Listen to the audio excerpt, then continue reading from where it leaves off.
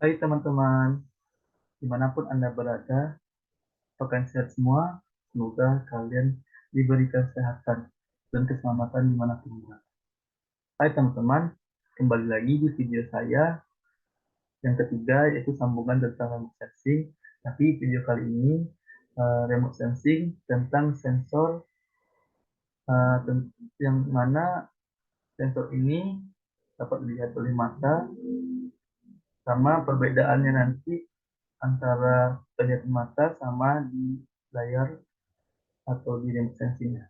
Oke, sini saya akan menjelaskan apa itu sensor dan kayak mana ultraviolet atau uh, sensoran dalam remote sensing. Oke, jadi kita bahas sama-sama di video kali ini. Atau instrumen di atas satelit dan pesawat terbang menggunakan matahari sebagai sumber penerangan atau sumber terangannya sendiri. Mengukur energi yang dipantulkan kembali, sensor yang menggunakan energi alami yaitu dari matahari disebut sensor pasif. Yang menyediakan sumber energi sendiri disebut sensor aktif. Nah, bisa kita lihat contoh seperti gambar di atas, yaitu contoh sensor pasif dan sensor aktif. Oke, di sini sensor pasif ini mencakup berbagai jenis radiometer instrumen yang secara kuantitatif mengukur intensitas radiasi elektromagnetik pada pita tertentu, dan spektrometer perangkat yang dirancang untuk mendeteksi, mengukur, dan menganalisis konten spektral dari radiasi elektromagnetik yang dipantulkan. Sebagian besar sistem pasif yang digunakan oleh aplikasi penginderaan jauh beroperasi di bagian spektrum elektromagnetik yang terlihat, inframerah, inframerah termal, dan gelombang mikro.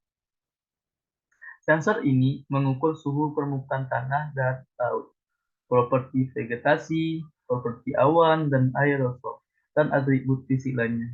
Sebagian besar sensor pasif tidak dapat menembus tutupan awan padat dan karenanya memiliki keterbatasan untuk mengamati daerah seperti daerah tropis di mana tutupan awan padat sering terjadi.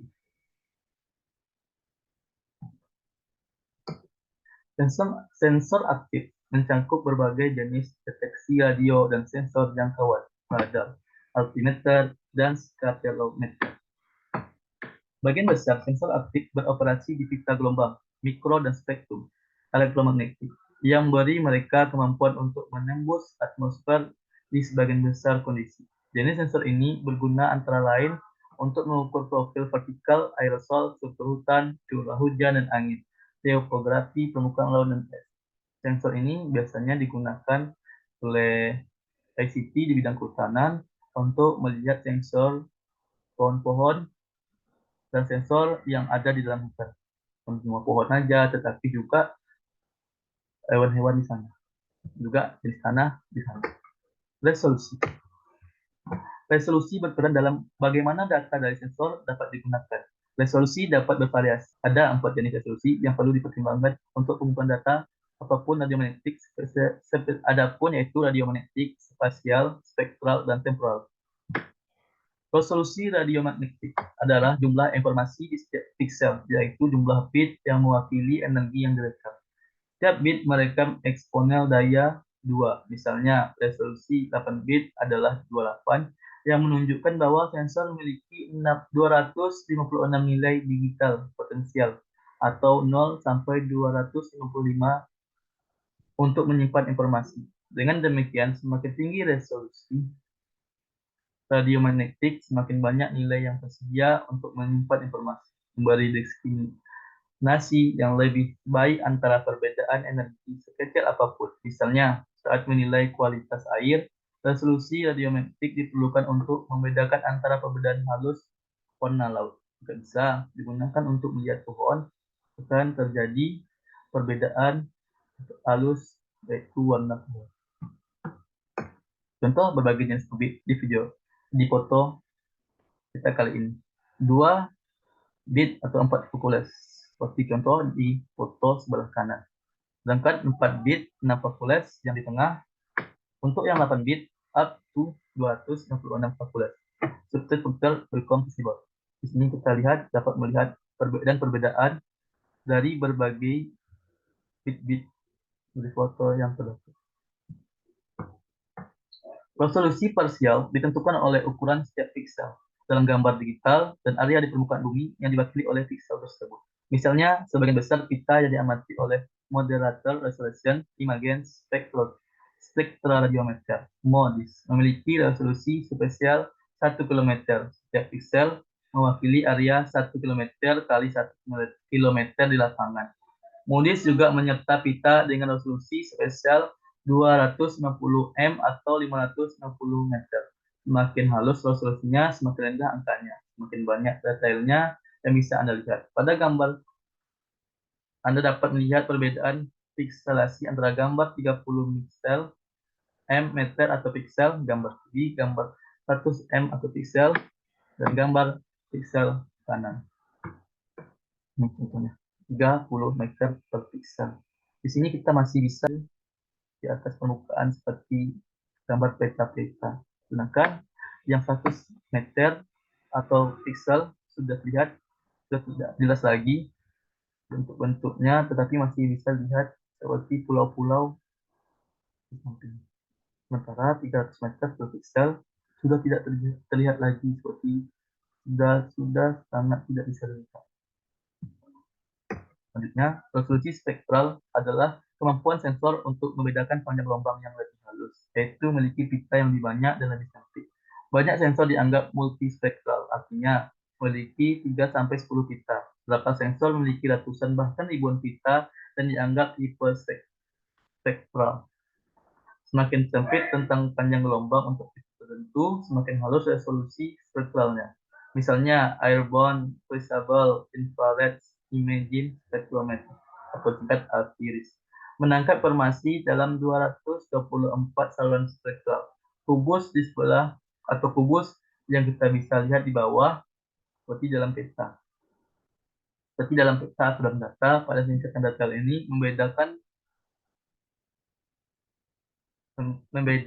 dapat dilakukan antara jenis batuan dan jenis mineral, jenis vegetasi dan fitur lainnya. Dalam kubus, wilayah kecil dengan respons tinggi di sudut kanan gambar. Beberapa di bagian merah dari spektrum yang terlihat sekitar 700 nanometer. Dan karena adanya warna merah sepanjang 1 cm, undang air asin di kolam penguapan. Contoh, lihat sini ada warna hijau, merah, kuning, dan hijau ini mendasari warna perpohonan. Selanjutnya, banyak sensor memperoleh data pada panjang gelombang spektral yang berbeda. Misalnya, band 1 LI di atas landasan 8 memperoleh data pada 0,433 sampai 0,453 mikrometer. Sedangkan MODIS band 1 memperoleh data pada 0,620 sampai 0,670 mikrometer. OLI memiliki total 9 band, sedangkan MODIS memiliki 36 band. Semuanya mengukur wilayah spektrum elektromagnetik yang berbeda. Pita dapat digabungkan untuk menghasilkan citra data guna mengungkapkan berbagai fitur dalam landscape. Seringkali citra data digunakan untuk membedakan karakteristik suatu wilayah yang sedang dipelajari atau untuk menentukan suatu wilayah studi. Gambar warna asli menunjukkan bumi seperti dilihat oleh mata manusia, seperti gambar kiri. Kiri itu kita terlihat seperti mata manusia. Kita melihat warna bumi seperti ini, warna hijaunya sudah bagus, tidak terlalu kehijauan, dan tidak ada warna terlalu kemerahan. Untuk citra lens 8 oli, true call atau red, green, blue, band sensor 4 merah, 3 hijau, dan 2 blue digabungkan. Kombinasi pita spektral lainnya dapat digunakan untuk aplikasi sensor tertentu, seperti pemuatan pemantauan banjir, desalinasi, urbanisi, dan pemetaan vegetasi. Nah, misalnya pembuatan visible infrared imaging radiance meteor shoots di atas stellar polar orbit dengan warna semu menggunakan pita M11, L2, dan L1, penggunaan untuk membedakan bekas luka bakar dari tumbuhan rendah atau gundul tanah, serta untuk mengekspor daerah banjir. Seperti yang kita lihat sini, lihat ada warna hijau, warna merah, dan warna lainnya. Oke teman-teman, itu yang bisa saya sampaikan, dan mohon maaf banyak kata-kata saya yang kurang-kurang pas kan di titik. Setelah itu saya mohon maaf kalau yang nonton video ini kurang enak atau kurang nyaman. Saya Muhammad Andasi izin dulu. Assalamualaikum warahmatullahi wabarakatuh.